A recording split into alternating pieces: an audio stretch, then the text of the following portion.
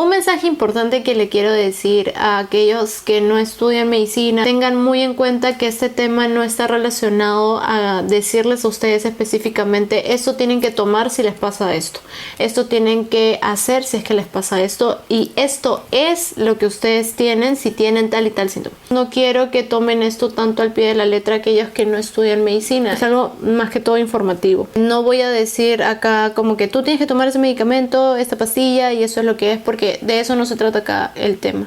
El canal básicamente. Si ya alguna de ustedes está embarazada, recuerden que deben chequearse, deben ir a hacerse sus controles prenatales, por favor, porque les van a mandar a que tomen ácido fólico, deben sacarse la eco para saber que todo esté bien. Si están embarazadas, por favor, se van, se chequean, y controles prenatales para que nada de esto les pase. Si ustedes se cuidan a ustedes mismas, cuidan mucho también a su futuro pequeñito. Y listo, comencemos.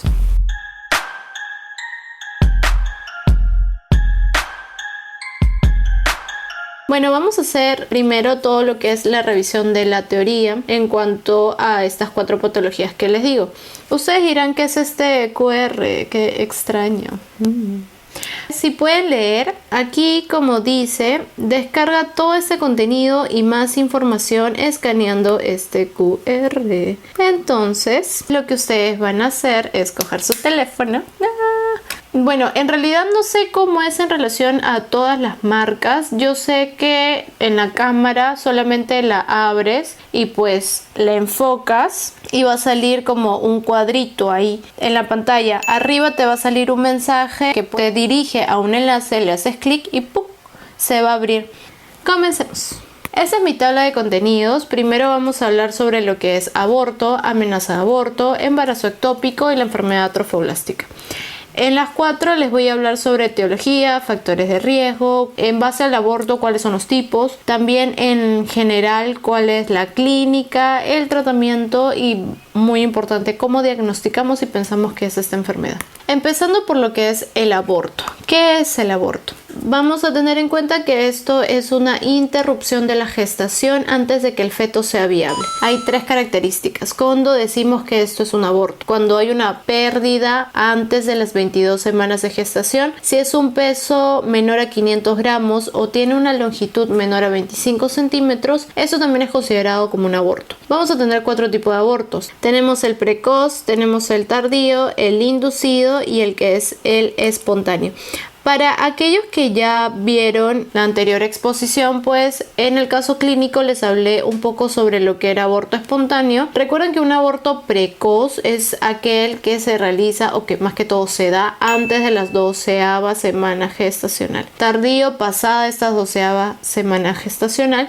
El inducido y muy importante el espontáneo. No todos los abortos son espontáneos. Los espontáneos son los más conocidos como habitual o recurrente. Cuando decimos que es habitual o que es recurrente, cuando hay 3 o más abortos consecutivos y cuando son 5 o más abortos alternantes, es decir, salió embarazada, abortó, salió embarazada, abortó, salió embarazada, abortó. Si son 3 consecutivos, eso ya es un aborto recurrente, un aborto habitual. Si es una embarazada que ha tenido su gestación, la primera normal, la siguiente la aborta, luego la siguiente es normal, luego las 2 siguientes las aborta, eso está alternándose. No todos los 3 primeros o los 5 primeros han sido todos juntos un aborto, sino que se han ido alternando.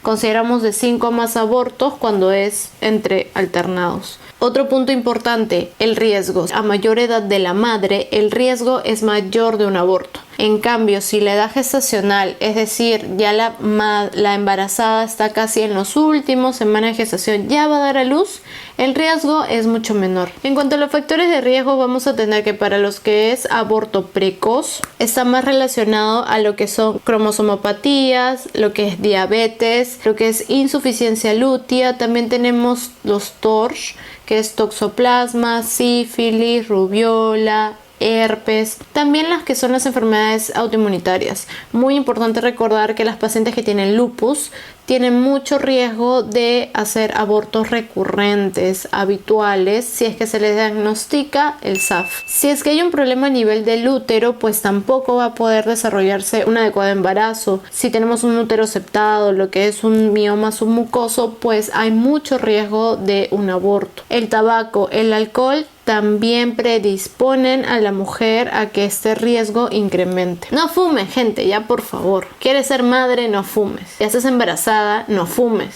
Mejor no fumes nunca. En cuanto a los factores de riesgo en relación al aborto tardío, vamos a tener el más conocido como incompetencia cervical. Sí, es ese que produce lo que son abortos a repetición. Esto es una dilatación cervical junto con una prominencia de la bolsa. ¿Cuál es el tratamiento? Vamos a hacer un cerclaje entre la 12ª y la 14ª semana. Otro punto muy importante es la forma clínica. En realidad, las 4 patologías que les voy a mencionar ahorita tienen muy parecido la forma clínica. El que sobresale de estos 3 es la hemorragia, porque la hemorragia es la más importante aquí. Esto no quiere decir que no haya dolor, que no haya retraso menstrual, que no haya menorrea. Hay, pero no es tan fuerte como la hemorragia, como el sangrado. El sangrado, ya que esto es un aborto, el sangrado va a ser visual, va a ser más abundante. Puede haber dolor, sí, pero no tanto en relación como las otras patologías. ¿Qué es lo importante del aborto? Que ustedes tienen que hacer un tacto vaginal, porque a través de eso ustedes se van a dar cuenta si el cérvix está abierto o cerrado. El tacto vaginal nos puede llevar a 2 cosas: a que el cérvix esté abierto o a que esté cerrado. Si el cérvix está abierto, nosotros vamos a pensar en 2 tipos de aborto: el aborto consumado o el aborto en curso. ¿Cómo nosotros vamos a saber cuál es cuál?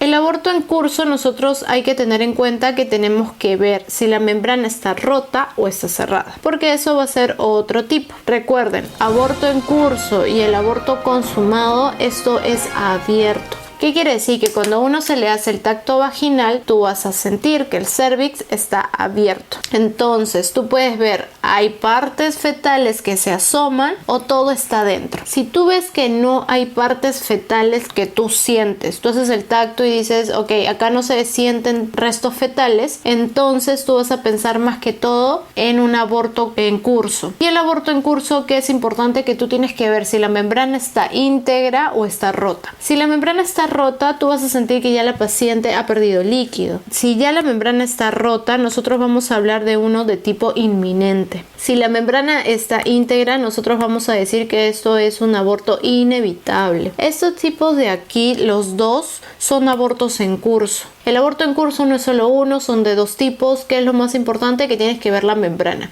¿está rota o está íntegra? ¿Cuál es la diferencia con el aborto consumado? Eso está más caracterizado con que tú haces el tacto vaginal y puedes encontrar partes del feto que han salido. Lo que tú tienes que buscar en eso es, ¿hay restos o ya no hay restos? ¿A qué se refiere con restos o no restos? En el útero, ¿aún quedan restos fetales o no quedan restos fetales? ¿Por qué? Porque si ya está abierto y tú has sentido restos afuera, tú dices, esto es un aborto consumado. Ahora tengo que ver si todos los restos ya salieron o algo se ha quedado. Si no hay restos, lo vamos a denominar como un aborto consumado completo. Pero si hay restos, vamos a decir que esto es incompleto. ¿Cómo nosotros vamos a darnos cuenta si hay o no hay restos? Eso solamente lo puedes ver con una eco. En cuanto al tacto vaginal cerrado, nosotros tenemos que ver, ¿hay latidos fetales o no hay latidos fetales? Esto es muy importante para poder nosotros diferenciar qué tipo de aborto va a ser. Recuerden que si esto es cerrado, quiere decir que nada del útero está saliendo. Así que hay la posibilidad de que si está cerrado y hay latidos, nosotros vamos a decir que esto es una amenaza de aborto. En cambio, si ya no hay presencia de latido, esto lamentablemente ya es un aborto frustro. Como nosotros nos damos cuenta de que hay latidos o que no hay latidos, lo vamos a hacer a través de una eco.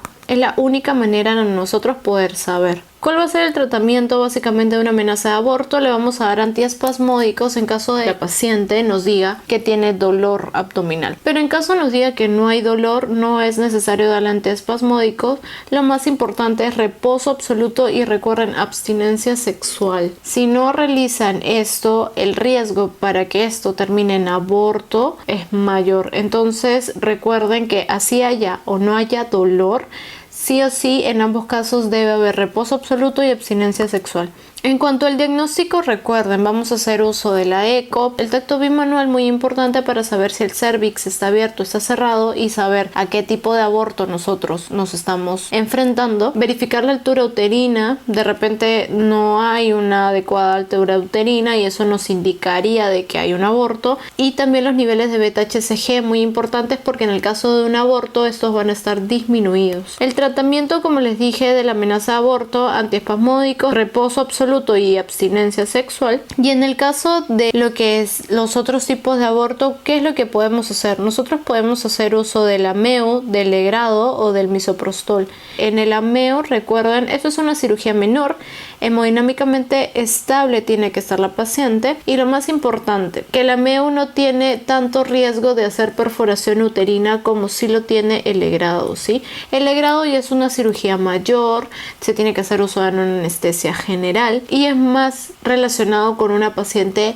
hemodinámicamente inestable. En el caso del legrado se ha visto que es mejor hacer uso de una prostaglandina que puede ser un misoprostol. Lo que va a hacer el misoprostol es permitir primero que el cérvix se abra y así nosotros ayudar a que se pueda ya retirar todo. El misoprostol se usa primero, luego se puede hacer el legrado. El misoprostol, recuerden que no lo podemos usar en embarazo ectópico, tampoco cuando hay signos de una infección pélvica y cuando la paciente está hemodinámicamente inestable tampoco podemos hacer uso de este. La segunda patología, que ya es el embarazo ectópico, recuerden que este embarazo ectópico se le llama así porque se produce fuera de la cavidad endometrial. Ectópico es fuera. ¿Cuáles son los factores de riesgo? Van a ser todos aquellos que produzcan que el transporte del óvulo hacia el útero sea retardado. Todo aquello que retrase este paso va a estar muy relacionado a algún factor de riesgo. ¿Cuáles pueden ser? Vamos a tener básicamente el más importante es una gestación ectópica previa. Toda paciente que ya tenía un embarazo ectópico tiene mucho riesgo de que el siguiente también sea un embarazo ectópico. Hay riesgo, no quiere decir que el 100% de las pacientes va a ser así. Una EPI, una enfermedad inflamatoria pélvica, también es muy importante. Es muy importante que esta enfermedad se trate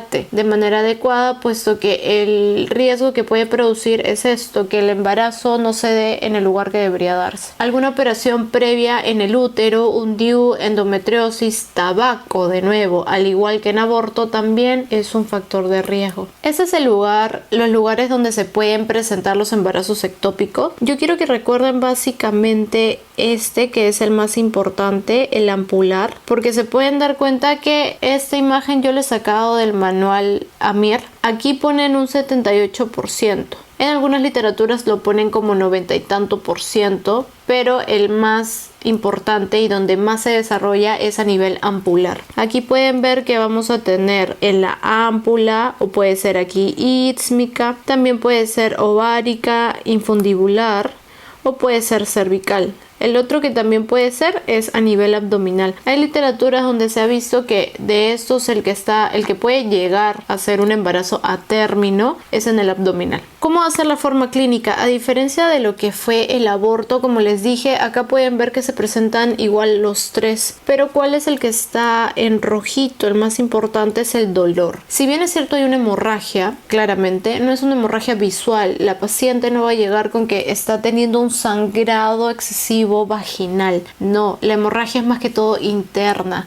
Que va a haber, porque la paciente se puede presentar con una presión muy baja por pérdida sanguínea, pero no va a ser muy visual. Como les digo, el dolor es el que va a mandar. Y obviamente la menorrea. En caso no hubiera menorrea, esto ya pasa a ser algo ginecológico. Por eso es muy importante que se evidencie la amenorrea para que eso forme parte de lo obstétrico. Si a esto nosotros le aumentamos dolor en el flanco, douglas sensibles, signos de peritonismo, rebote positivo, dolor con la movilización cervical, lo vamos a denominar como un abdomen agudo.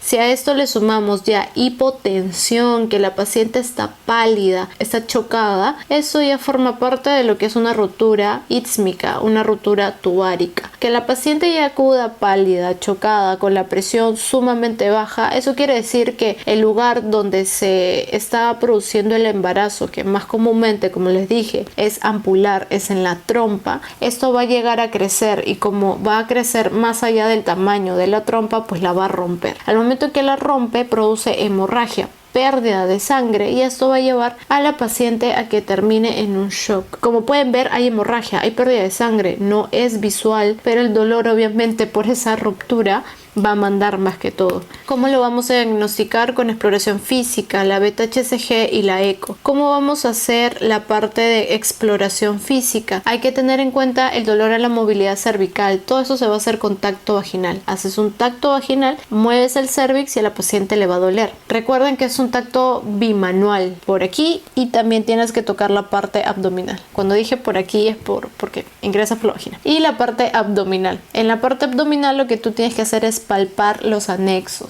Ingresas y palpas anexos, tienes que palpar las trompas, tienes que palpar el útero, cómo está el útero, si sientes una masa. Lo más característico en un aborto ectópico es la ubicación, encontrar una masa anexial, y el útero va a estar más chiquito, va a estar de menor tamaño, como si no hubieran embarazo, y es porque efectivamente el embarazo no se está dando en el útero, sino en las trompas. La beta-HCG, ¿cómo va a estar? Va a estar aumentada. A diferencia del aborto, recuerden que ahí estaba totalmente bajo, aquí va a estar aumentada como si se estuviera dando efectivamente el embarazo, pero la diferencia es que la beta-HCG no va a aumentar de la manera que debería aumentar. Lo normal es que la beta-HCG se duplique cada 48 horas o que aumente en su 75% aproximadamente. ¿Qué es lo que pasa en esta patología? Que la beta-HCG se queda como en meseta, no aumenta como debería. Tú le sacas la prueba a las 48 horas y si bien es cierto, puede que siga en el mismo valor que es aumentado, o puede que aumente un poco pero no aumente el doble como debería ser. Recuerden que en meseta es lo más característico de embarazo ectópico y que no va a haber ausencia de saco gestacional. Recuerden, ustedes le van a hacer la eco a su paciente y el útero se va a encontrar vacío, pero también van a encontrar lo que es una imagen paranexial con líquido libre. Recuerden que estas son las tres cosas que ustedes deben hacer: el dolor a la movilidad con la masa anexial, el aumento en meseta, ausencia del saco gestacional, el útero vacío y la imagen con líquido libre. Es lo más característico de aborto ectópico. En cuanto al tratamiento, hay que tener en cuenta algo: el beta-HCG que ustedes van a pedir es el cuantitativo, porque lo que ustedes necesitan saber es cuánto de valor hay en la paciente. Hasta la tercera semana la paciente puede acudir con un beta-HCG pequeño y va a estar normal, puesto que el saco gestacional todavía no se ha desarrollado. ¿A qué me refiero con pequeño? Que sea menor a 1500. Puede llegar una paciente con todos estos síntomas, tú le sacas la beta-HCG y esté menos de 1500. Y esto en algunos pacientes puede estar normal, porque el saco gestacional no se ha formado, que es casi hasta la tercera semana. La cuarta semana ya se debería estar formando el saco gestacional. ¿Qué pasa si a una paciente la encontramos con valores de beta-HCG de 1500? Pues se le tiene que ir controlando, ¿sí? Se le tiene que volver a tomar otra prueba para saber si estaba aumentando o no va aumentando, si se va quedando. ¿Qué sería lo lógico? Que tú le sacas otra vez la prueba, le repites y la beta-HCG va a aumentar, pero no de la forma que debería, como les dije, va a estar en meseta. Y así es como lo vamos a diagnosticar. ¿Cómo hacer la diferencia con un valor mayor a 1500? Como ya está aumentado, quiere decir que ya hay saco gestacional. ¿Qué es lo que falta hacer? Sacarle una eco. Tú le vas a sacar una eco y vas a ver si hay saco o no hay saco gestacional. Lo más común en cuanto a un embarazo ectópico es que no haya saco gestacional. De esas dos formas tú diagnosticas y pasas a lo que es el tratamiento. Si la paciente está estable, lo más recomendado es hacer una laparoscopia, pero si está inestable, pues pasamos a hacer lo que es una laparotomía. Recuerden muy bien ese algoritmo que les estoy presentando aquí. Ahora, terminando ya con la última patología, que es enfermedad trofoblástica gestacional, recuerden que esto abarca un conjunto de enfermedades que van a estar relacionadas entre ellas, que lo que van a hacer es producir una hiperplasia del trofoblasto y aumento de beta-HCG. Dentro de esta vamos a tener a lo que es la molidatiforme. Recuerden que el caso clínico la pueden ver ver haciendo clic acá y van a tener mucha relación con esa parte que les voy a explicar ahorita. La mole hidatiforme va a ser completa o parcial. Este tumor trofoblástico va a estar relacionado con una mole invasiva, coriocarcinoma, tumor trofoblástico de sitio placentario. Y en relación a lo que es la enfermedad trofoblástica persistente, lo importante es nosotros saber, ¿tiene alto riesgo o tiene bajo riesgo? Les voy a explicar ahorita bien qué es la mole hidatiforme. La mole hidatiforme es una degeneración hidrópica del estroma, es decir, hay hiperplasia, como les dije, del trofoblasto, hay edema de las vellosidades, eso es un tumor. Es una degeneración hidrópica quística. De este vamos a tener de dos tipos. Tenemos la total y también tenemos lo que es la parcial. Esa es la imagen. Si ustedes pueden ver, en cuanto a la total, vamos a tener un espermatozoide que se va a juntar con un óvulo que no tiene ADN materno. Es un óvulo que no tiene ADN y el espermatozoide es un espermatozoide sano. ¿Qué pasa? Estos se juntan y va a salir este cromosomita que está acá. Cromosoma, pero ¿qué es lo que va a haber? Va a tener solamente cromosomas paternos porque no hay ADN de la madre. Ese es el más frecuente, es el más grave. Solamente van a haber presentes genes del padre y lo importante de esto es que no va a formar embrión, porque la madre no ha dado ADN. ¿Cuál es la diferencia con la parcial? Que la parcial sí va a haber un óvulo que está normal. ¿Qué es lo que falla acá? Que el óvulo va a ser penetrado por 3 espermatozoides. Es decir, hay una dispermia. Aquí lo que está fallando es la reacción de zona que impide que varios espermatozoides penetren a lo que es el óvulo. El óvulo va a ser penetrado y vamos a ver que se va a formar lo que es un cigoto triploide. Va a ser característico, es 69XXY o 69XXX. En el caso de arriba, lo que ustedes pueden ver es que es un espermatozoide 23X. Si fuera un espermatozoide 23Y, aquí nosotros veríamos que va a salir 46XY. Aquí está el caso del espermatozoide 23X, dando como origen un cromosoma 46XX, porque este es el más frecuente. Se puede producir un 46XX, 46XY, y el más importante, el más frecuente, es ese que les estoy colocando, que es el 46XX. ¿Cuáles van a ser los factores de riesgo? El más importante es este que está aquí, es haber tenido una mola previa. Si la paciente ya tenía una mola, el riesgo de desarrollar en el siguiente embarazo otra mola es muy alto, tan alto que se les pide a las embarazadas que se les ha diagnosticado de mole hidatiforme que no salgan embarazadas en un año al menos, porque el riesgo es muy alto. Primigestañosa, socioeconómico bajo, una dieta hipoproteica también son otros factores de riesgo. En cuanto a la clínica, vamos a tener los más principales, una metrorragia indolora y niveles de HCG incrementados. ¿A qué nos referimos con metrorragia indolora? Que va a haber una gran cantidad de sangrado, ¿sí? El sangrado va a ser altísimo sin mucho dolor. ¿Qué es lo característico de esta enfermedad? El útero de mayor tamaño según semana gestacional. Tú vas a saber cuál es la semana gestacional de la embarazada y en cuanto a centímetros para la altura uterina no va a corresponder, ¿sí? Va a ser mucho mayor. Mucho mayor a lo que normalmente debería ser, porque es una masa placentaria. Tú lo que vas a encontrar es una masa. Esta masa lo que va a hacer es ir creciendo. La mola no tiene flujo propio, no tiene circulación, entonces lo que va a hacer la mola es ir creciendo y creciendo hasta poder capturar sangre. Por eso que va creciendo y va aumentando de tamaño. Puede predisponer a que se presente preeclampsia en el primer trimestre, lo cual es raro, pero puede producirlo. Ya saben, vayan aquí y vean el casito para que puedan entender mejor esta clínica. En cuanto a los niveles incrementados de HCG, vamos a tener los quistes tecaluténicos, la hiperemesis gravídica, que es muy característica, y la tirotoxicosis. Recuerden que la HCG va a tener una subunidad beta y también tiene una subunidad alfa. La subunidad beta es propia de esta para saber si la paciente está embarazada o no está embarazada. La alfa Tú también la podrías medir porque las dos son medibles. Tú puedes medir beta-HCG o puedes medir alfa-HCG. ¿Cuál es la diferencia y por qué se pide solamente beta-HCG para saber si la paciente está o no está embarazada? Porque la beta es única de ese. En cambio, la subunidad alfa la puedes compartir con otras. La subunidad alfa tú también puedes tener efecto con el FSH. Por eso que hay quistes tecaluteínicos.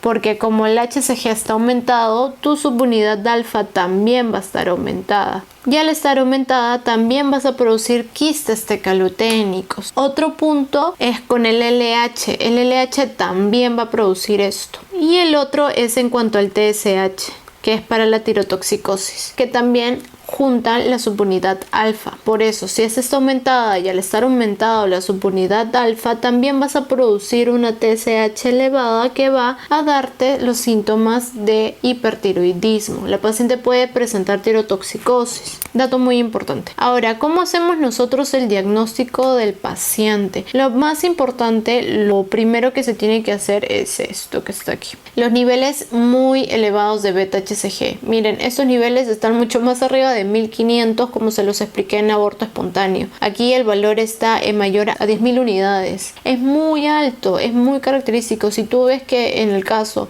el beta-HCG está volando, piensa en una mola. Lo otro es la eco. Tú le vas a hacer una ecografía y te va a sacar lo de racimo de uvas o panel de abeja. Y es muy importante que le tomes una radiografía de tórax al paciente siempre, porque estos tienden a afectar los pulmones, a hacer metástasis. En cuanto al tratamiento, lo único siempre va a ser un legrado aspirativo. Sí o sí tienes que hacer un legrado aspirativo, como sacar un feto, pero no es un feto, sino es la mola. Le haces el legrado y le tienes que hacer una beta-HCG seriada. ¿Por qué le tienes que hacer una beta-HCG seriada? Porque no podemos dejar que esto pase. El tumor trofoblástico gestacional o la enfermedad trofoblástica persistente es cuando la beta-HCG, después de ya haberle hecho el legrado para sacar la mola a la paciente, que ha aumentado, o si todavía hay contenido en el útero de la paciente después de 8 semanas que ya se ha extraído esta mola. ¿Qué es lo que tengo que descartar acá? Sí o sí que sea una enfermedad trofoblástica persistente que solo esté limitada a la cavidad. ¿Qué quiere decir? Que no haya hecho metástasis. Tengo que descartar una mola invasora, es decir, que ya haya afectado el miometrio, y un coriocarcinoma, que ya son las metástasis. ¿Cuál es el tratamiento de esta enfermedad trofoblástica persistente? Darle metotrexate a la paciente, más ácido fólico para que los síntomas no sean tan fuertes, y como les dije, no embarazo ni acá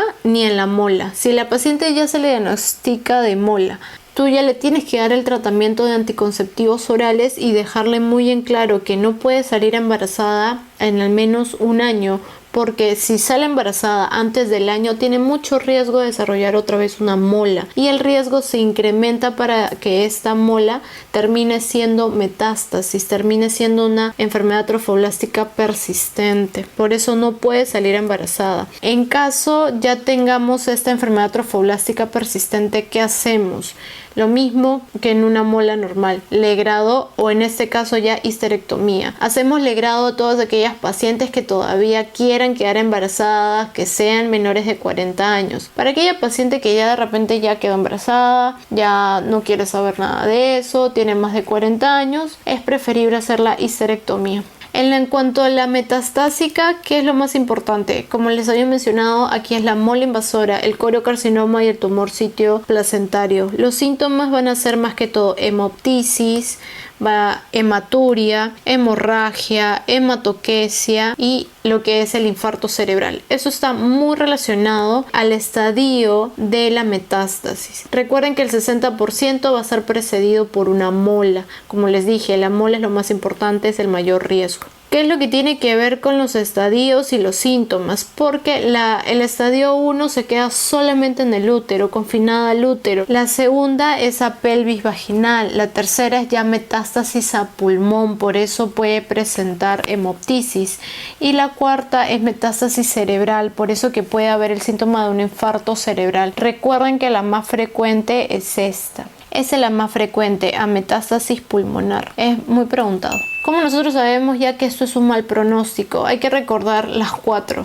Siempre recuerden con el número 4. La HCG va a estar más de 100.000. Las pacientes con un tiempo de enfermedad mayor a 4 meses. Una enfermedad en una paciente de 40 años, de mayor a 40 años. Y una metástasis 4. Si se dan cuenta son los 4. Todas aquellas que tienen los 4, el 4, 40 años, estadio 4, 4 meses, tienen muy mal pronóstico. ¿Cómo hacemos el tratamiento? Es muy parecido al anterior. Histerectomía si ya no desea hijos, o le haces una quimioterapia en caso ella quiera todavía ser mamá. Le puedes hacer con metotrexate. Finalmente les estoy dejando este cuadro de resumen. Aquí resumo las 4 patologías que he hablado a lo largo de la exposición: amenaza, aborto, ectópico y mola. Ustedes pueden verlo a más detenimiento. Me parece que es un cuadro muy bonito, muy interactivo, para que ustedes vean qué es lo más relacionado con cada patología. Recuerden lo más importante: en una amenaza de aborto el cervix debe estar cerrado y con latidos, es lo más importante. ¿Cómo lo diferencias tú ya de un aborto? Porque el cervix ya está abierto y obviamente no va a haber latidos porque lamentablemente ya no hay presencia del embrión, o de repente hay presencia del embrión, pero ya al estar el cervix abierto pierdes líquido y hay riesgo de que fuertes fetales ya estén fuera. Entonces no está relacionado con latidos. Lo grupal de ambos va a ser esto. Si se pueden dar cuenta, el beta HCG va a estar disminuido en ambos casos, tanto en amenaza como en aborto. Y en cuanto al ectópico, dense cuenta que es más que todo dolor a la movilización. El útero va a estar vacío y esto está más relacionado a dolor. Recuerden, si ustedes saben qué es el embarazo ectópico, lo van a relacionar mucho a la clínica. Sepan que se quedó en la ampolla, en la trompa, le va a doler a la paciente. Amenaza y aborto más que todo es hemorragia. Y en cuanto al beta HCG también, esto es más que todo en meseta. Y finalmente, para lo que es mola, lo más característico, útero grande, que no corresponde con su semana gestacional. Y la imagen más que todo va a ser quística. Y el beta HCG en la mola, recuerden, va a estar súper aumentado. Es el único que está aumentado, ¿sí? En la mola está aumentado, en nosotros disminuido. Y eso sería todo por el día de hoy. Muchísimas gracias, espero que les haya gustado, que lo hayan podido entender. Si tienen alguna duda, lo dejan en comentarios. Si les ha gustado esa exposición, denle manito arriba, compártanlo con sus amistades y no se olviden de seguirme en mis redes, tanto de Facebook, de Instagram y de YouTube. No se olviden que si desean tener esta diapositiva, pues vayan a mi canal de Udox y lo descargan. Y eso sería todo. Yo los veo la próxima semana con otro video más. Ay, ya le tengo que poner pausa. Ahí son como las palomas hacen. Sí. Oye, yo hago así 3. Y acá duele. Y las palomas andan caminando así. Me dan cosas. Las palomas no tuvieran hueso.